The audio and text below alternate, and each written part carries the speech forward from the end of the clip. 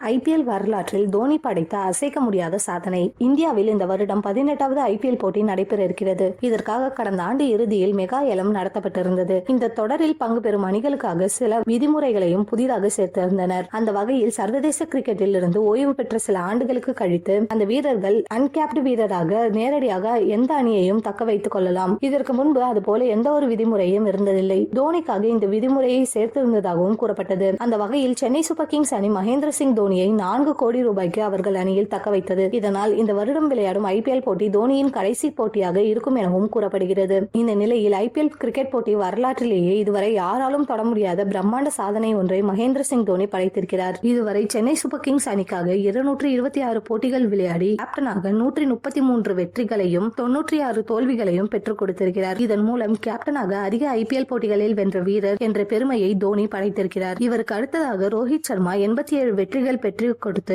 2வது இடத்தில் உள்ளார். இனி வரும் ஐபிஎல் போட்டிகளில் எந்த ஒரு கேப்டனாலும் இந்த சாதனையை தொட முடியாது என உறுதியாக கூறப்படுகிறது. இத்தனை போட்டிகளில் ஒரு வீரர் கேப்டனாக இருப்பதை பெரும் சாதனையாக அடுத்தடுத்து பார்க்கப்படும்.